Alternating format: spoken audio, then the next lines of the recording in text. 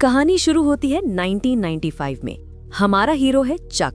चक FedEx company का एक top system engineer है। उसका दिमाग सिर्फ घड़ी के हिसाब से चलता है। मूवी के पहले सीन में वो रशिया में अपने वर्कर्स पर चिल्ला रहा है। वो एक घड़ी निकालता है और कहता है, इस पार्सल को अमेरिका से यहाँ आने में 87 आवर्स लगे। ये गुनाह है। टाइम हमारा मालिक है और हमें उसका हर सेकंड निचोड़ना है। चक की जिंदगी में रुकने का कोई बटन नहीं है। वापस अमेरिका आकर वो अपनी गर्लफ्रेंड केली से मिलता है। चक केली से बेइंतहा प्यार करता है, लेकिन उसका काम हमेशा बीच में आ जाता है।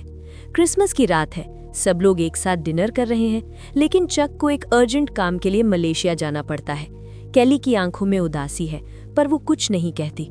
वो दोनों कार में एयरपोर्ट जाते हैं। जाने से पहले वो कार में केली को एक गिफ्ट देता है, एक छोटा सा डब्बा। केली को लगता है इसमें एंगेजमेंट रिंग है। बदले में केली उसे अपने दादा की पुरानी घड़ी देती है, जिसमें केली की फोटो लगी है। चक वो डब्बा केली को वापस देता है और कहता है, ये न्यू ईयर पर खोलना, जब मैं वापस आऊंगा। केली खुश हो जाती है। वो आखिरी बार गले मिलते हैं। चक कहता है, I'll be right back। लेकिन दोस्तों, वो अभी कभी नहीं आया। चक फेडेक्स के कार्गो प्लेन में अकेला पैसेंजर है। रात का वक्त है। वो बाथरूम में मुंह धो रहा है। अचानक प्लेन बुरी तरह हिलने लगता है। लाइट्स बंद हो जाती हैं। पायलट बताता है कि हम रास्ता भटक गए हैं और रेडियो खराब हो गया है। हम तूफान में फंसे हैं। और तभी एक धमाका होता है। प्लेन तेजी से पैसिफिक ओशन की तरफ गिरने लगता है। चक बुरी तरह घबरा जाता है। वो बाथरूम से अपनी घड़ी उठाने की कोशिश करता है, लेकिन वो गिर जाती है। वो मुश्किल से घड़ी पकड़ता है और अपनी सीट पर वापस आता है। धड़ाम! प्लेन पानी से टकराता है। पानी तेजी से प्लेन में भरने लगता है। चक एक लाइफ राफ्ट खोलता है और प्लेन से बाहर निकलता है, लेकिन प्लेन का इंजन अभी भी चल रहा था। वो पानी में एक भंवर बना रहा था। चक की लाइफ राफ्ट उस भंवर में खिंची चली जाती है। राफ्ट फट जाती है। चक पानी के अंदर खिंचा चला जाता है। वो ऊपर आने के लिए हाथ पैर मारता है। ऊपर तूफान है, नीचे मौत। वो किसी तरह उस फटी हुई राफ्ट पर चढ़ जाता है और बेहोश हो जाता है। सुबह होती है। चक बीच पर मुंह के बल गिरा हुआ है। वो उठता है और इधर-उधर देखता है। सिर्फ जंगल, पहाड़ और समंदर। वो जोर से चिल्लाता है, हेल्प, कोई है? लेकिन जवाब में सिर्फ लहरों की आवाज आती है। उसे समझ आ जाता है कि वो एक वीरान आइलैंड पर है। शुरू के दिन चक के लिए कंफ्यूजन से भरे थे। सबसे बड़ी मुसीबत थी पानी। प्यास से उसका गला सूख रहा था। उसे पेड़ों पर नारियल दिखते हैं। चक नारियल को पत्थर पर मारता है। जब वो नारियल तोड़ता है तो सारा पानी गिर जाता है। वो चिल्लाता है। आखिरकार वो सीख जाता है कि कैसे पत्थर की धार से नारियल को छीला जाए। अगली सुबह उसे किनारे पर एक लाश मिलती है। ये उसके प्लेन का पायलट एल्बर्ट था। चक डर जाता है, लेकिन फिर उसे दफना देता है। दफनाने से पहले वो एल्बर्ट के जूते उतार लेता है और एक फ्लैशलाइट निकाल लेता है। उसने रेत पर बड़े अक्षरों में हेल्प लिखा था।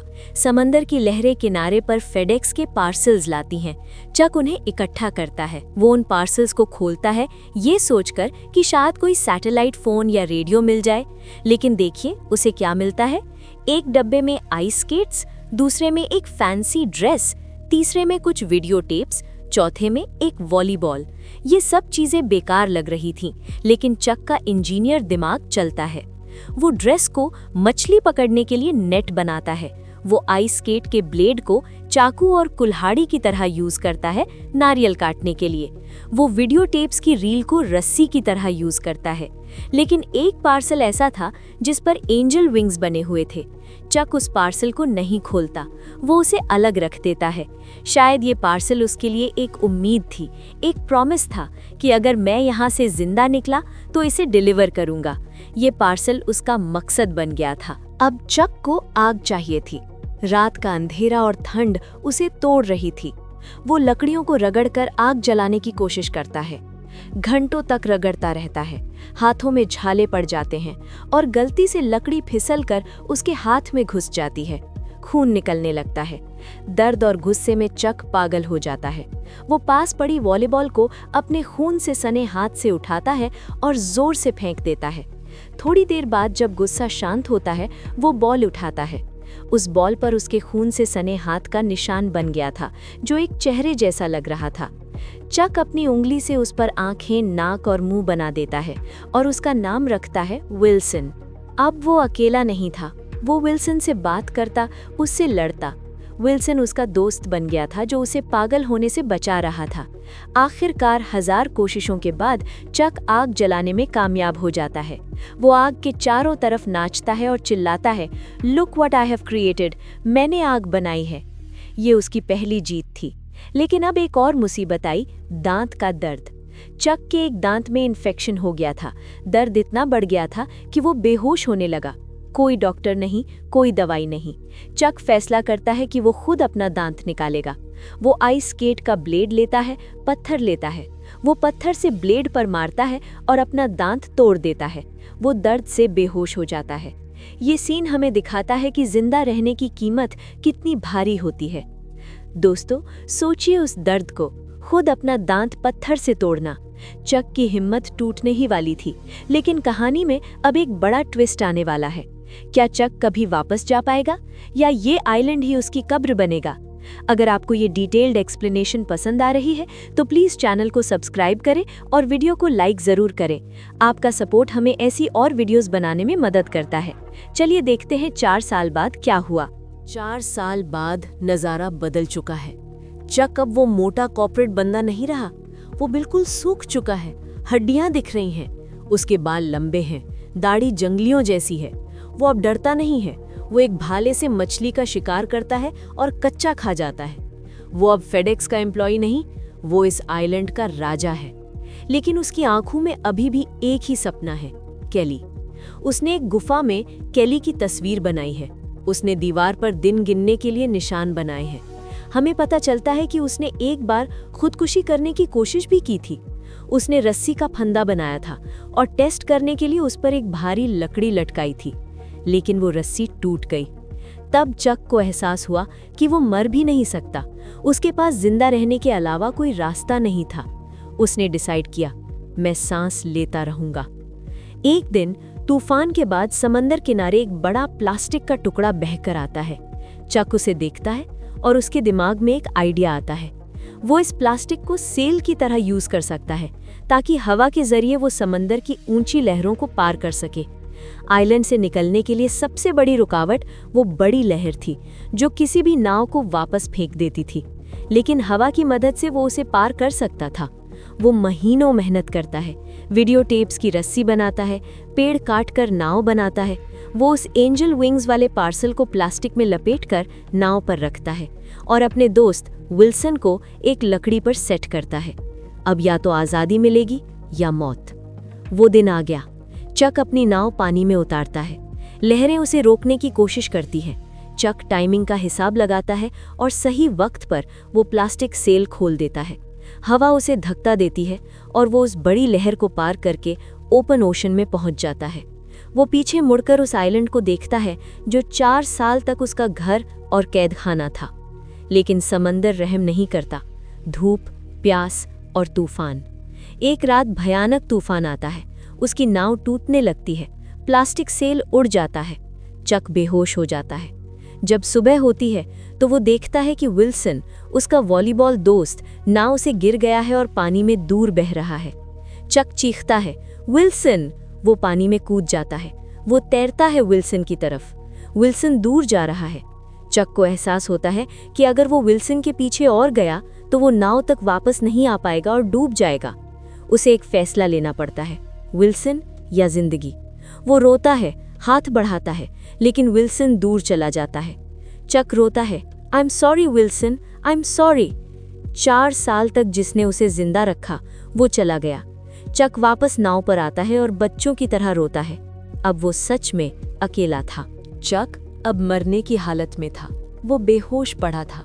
अचानक एक बड़ा कार्गो शिप उसके पास से गुजरता है। चक की किस्मत खुल गई थी। उसे बचा लिया जाता है। 4 साल बाद वो वापस सिविलाइजेशन में आता है, लेकिन दुनिया बदल चुकी थी। उसे पता चलता है कि सबने उसे मरा हुआ मान लिया था। और सबसे बड़ा झटका, केली की शादी हो चुकी है। केली ने सोचा चक मर गया, इसलिए उसने आगे बढ़कर शादी कर ली और उसकी एक बेटी भी है। चक एक होटल के कमरे में है। वहाँ ढेर सारा खाना रखा है, सुशी, क्रैब, लॉबस्टर, वो खाना जिसे पाने के लिए वो आइलैंड पर तरसता था, आज वहाँ पहाड़ लगा हुआ है। लेकिन वो खा नहीं रहा। वो एक लाइटर उठाता है, जलाता है, बुझाता है। आइलैंड पर आग जलाने में हफ्ते लग गए थे और यहाँ एक क्लिक में आग जल रही है। चक केली से मिलने उसके घर जाता है। बारिश हो रही है। केली उसे देखती है। प्यार अभी भी वही है।